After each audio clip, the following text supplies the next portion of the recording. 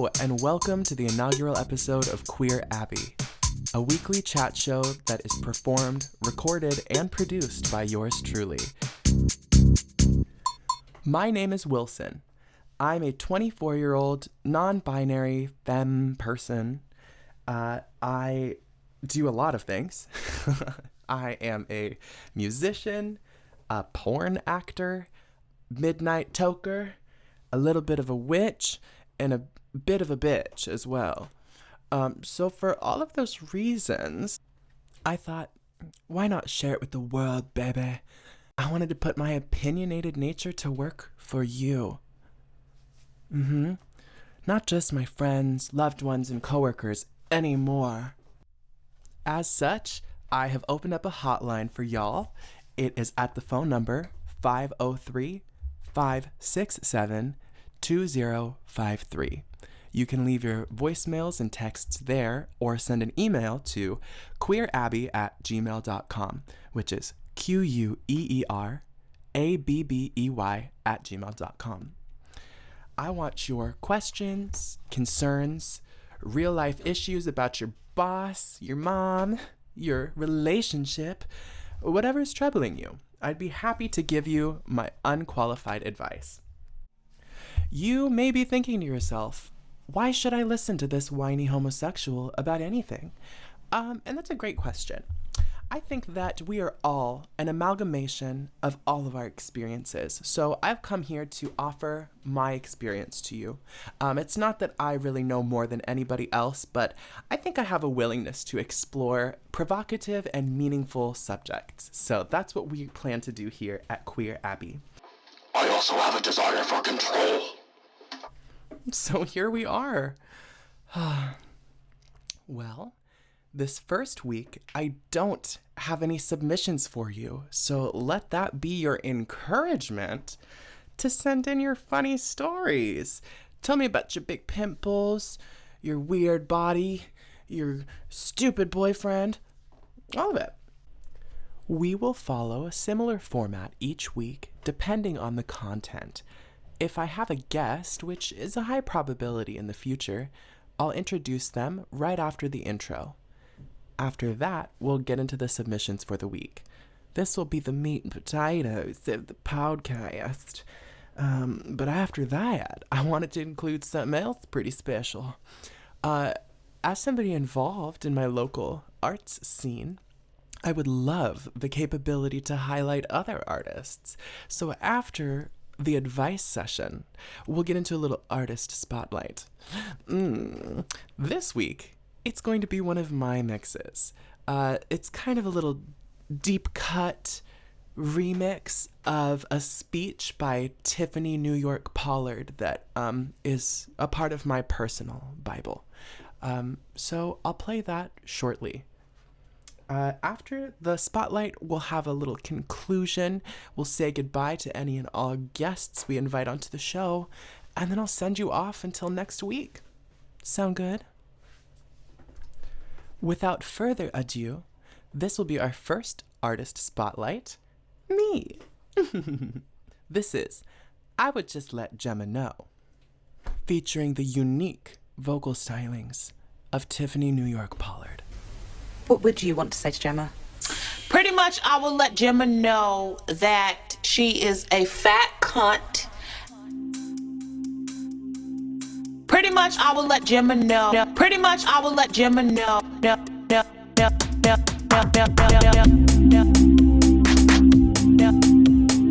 Old maiden type of shoes. Somebody lied to her. Somebody lied to her several times. She is a cunt. Old maiden type of shoes. Somebody lied to her. Somebody lied to her several times. She is a cunt. Somebody lied to her. Somebody lied to her several times. Unqualified. She is a cunt. Back cunt. Somebody lied to her several times. Back cunt. Old maiden type of shoes. Somebody lied to her. Somebody lied to her. times. Unqualified. Back cunt, back cunt, back cunt. Unqualified. She's nothing of the sort. Cunt. Wow. Thank you for beholding that stunning artistry with me.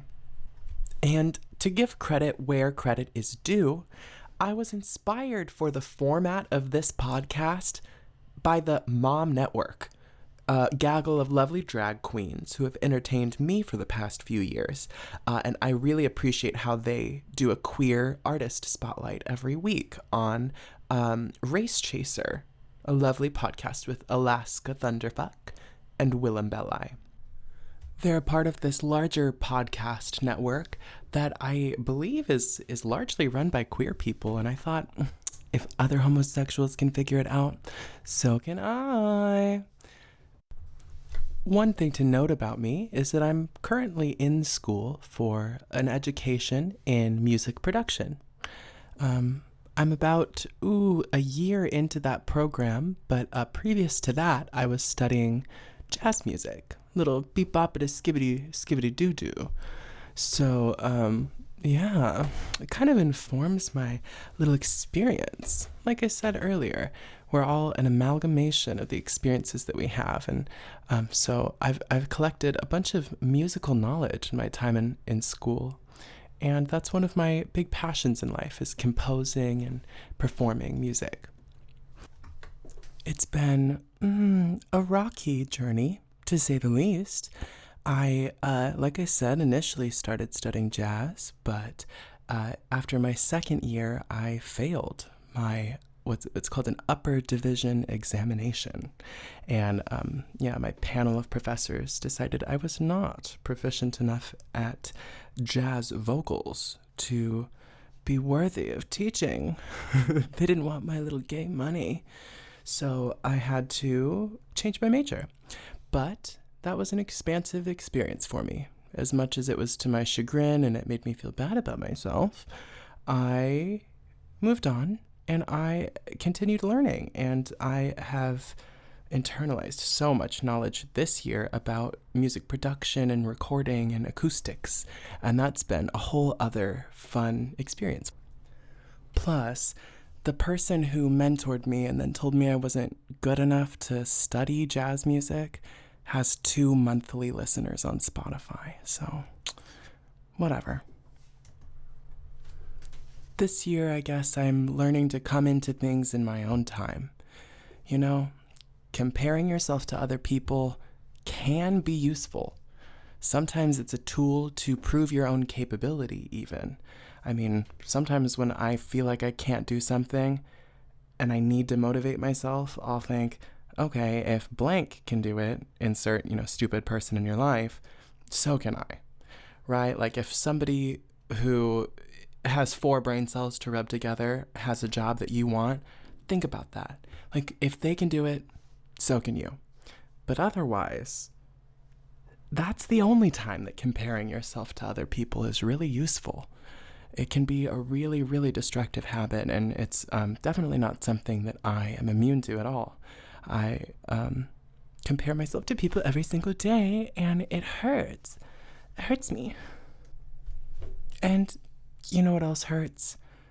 Getting stabbed with needles. I got blood work done the other day, and I was absolutely disgusted with myself because my blood is 90% butter and just a few red blood cells kind of sprinkled in there, doing their best. I have really high cholesterol, so I guess this is my way of humiliating myself publicly and creating some sense of accountability so that I stop eating like an 11-year-old morbidly obese child. Okay. Sometimes getting older just feels like you have to stop doing everything that is fun because it hurts now. I stopped smoking cigarettes at the beginning of last year. Just cold turkeyed that girl after being a smoker since I was 12 years old. I smoked for over 10 years. I used to get them from my friends in North Idaho. There was cigarettes just abound, floating around in the neighborhood. And I got my first pack of native cigarettes when I was 12 years. I was in the 7th grade. And I would also run around with this like group of hooligans from the trailer park next to my neighborhood, which was also just, trailer park adjacent. And they would huff the fumes that would come out of like the mobile homes. I still don't quite understand it, but it's like some sort of CO2 fumes, and they would put their mouths over the pipe and like do it like huff it. And other times we would do fun stuff though, like we played football, and we would steal little nicotine vapes from the gas station. So I had a lot of fun as a kid. I mean, but then also there was the horrors as well. Yeah. Idaho, man, it's an interesting place. If you live anywhere, basically in America, you probably know of Idaho as a joke. It's Florida's younger sister with eyes that are just a little too far apart for your liking. Yeah. She looks at you kind of weird. And she just does whatever Florida says. Okay, I say that as a joke, but that's actually kind of true. The legislature that Florida introduces on the state level is very oftentimes repeated by the Idaho legislature 1 to 2 years later. The trans bathroom bill, bills about language that can be used in schools, and a whole litany, literally a litany of useless laws targeted at queer people. Nothing new. Idaho has been that girl, but it's just very interesting, that's all. And if I'm going to bring up politics at all, I would be remiss if I didn't touch on the current genocide that is happening in Gaza right now. Israel's occupation of Palestine has been an ongoing issue. They've been annexing the neighboring country on the grounds of a religious right for years. And the United States military is the primary force funding this genocide. The missiles that are being fired come from American bank accounts, from our tax dollars. And that's really gross. And I hope that you are doing whatever you can to support the end of that genocide. If you have the dollars, you should try to find a way to give them to people in Gaza and help them relocate to somewhere safer. Although I wish that wasn't the reality that we were in. It's really abhorrent to me that anybody is uprooted from the place that they live on the grounds of any religious doctrine. Garbage, mama. It's mumbo jumbo. I'm in a biblical interpretation class, as surprising as that is. It's pretty juxtaposed to my prior nature, but I've learned a lot about the fundamental things that the Bible has to say, which includes, Judaic ideas as well. The Old Testament is the doctrine of Jewish people as well as the Torah, and then the New Testament is the basis of Protestant and Catholic Christianity, and it's all stupid. Oh my God, that's terrible. But I really do feel that way. I guess I think that religion can be useful on a personal basis, and that people really do find God sometimes, and it helps them with, especially like addiction. But it's so harmful. It really is. Like, the way that it's used as a vehicle to justify the oppression of gay people, which is just an extension of the oppression of women. I mean, I think it might be human nature more than it is really the words in the Bible to be fearful and to be wary of things that feel other to us, but it's also human nature to love and to be connected to each other. So, yeah, something is amiss with all that, mama. There is no way, from my experience in life with men, that they built the world and wrote all of the important things and laws in the universe. There ain't no way that any man really had any major part in that, to be honest. That's just my opinion. But what I do believe is that the Bible is a projection of human beliefs. You know, it's not nothing. It's a collection of stories. And they're stories that have grown increasingly fearful, like I said, of women and gay people. But did you know that it was not always that way, mama? Did you know? Did you even know this? Have you ever heard of Miss Mary Magdalene? Miss Mary of Magdala? Yeah, so she's this very fierce woman that is in the Bible, right? But she actually has an entire book, you know, like the other ones like Matthew and John and Mark and all that shit. Yeah, there's actually one that was authored by a woman, Mary Magdalene, called The Gospel of Mary.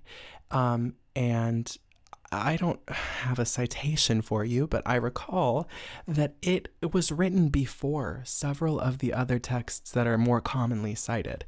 The Book of Mary is what's called an apocryphal text, which sounds very witchy and fun. So that's part of why I'm into it. But apocryphal means that it's been excluded from the Bible because it does not align with the canon that the church has agreed upon. And this is actually different between different churches. I found that so fascinating. Like the difference between, you know, Greek Orthodox Christianity versus Catholicism versus Methodists. You know, like you hear, oh, the Methodist Church. Like, what the hell does that mean? It's based on which books of the Bible they include in their canon. Being, yeah, that's their worldview, the ones they choose to include, which, you know, you could make it sound more harmful than it is. I guess that's fine, but you must think about why. You know, why would you choose to exclude the words of this woman? Are they so life-changing? Well, she actually talks about how matter is continual. It exists in a perpetual cycle of weaving and unweaving. And this is in, you know, a while before Isaac Newton comes to be. So she's talking about applicable laws of physics. She talks about equality and community. And those are things that have been extracted from especially Catholicism. It's such a guilty sect of religion.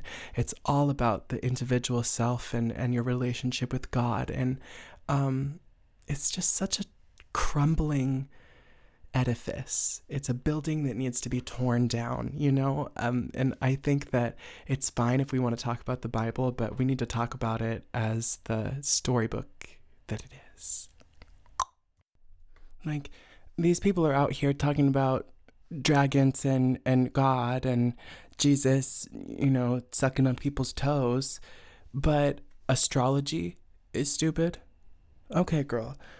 Well, that might have to be a whole full episode or several, but astrology is a system of correlations that has been contributed to and understood for thousands of years, since well before the Bible has been compiled in its current iteration. Ancient people, ever since the earliest recorded civilization of Mesopotamia and Sumeria, or the Sumerian people rather, they looked up at the sky and noticed patterns, like that floods would happen when Venus was in a certain position in the sky.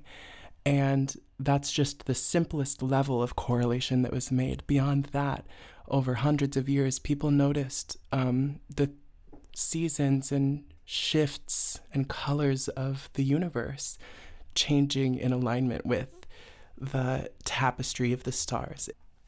So when you take that to the level of 12 constellations and then 30 degrees within each of those constellations, that's a lot of increments to be paying attention to.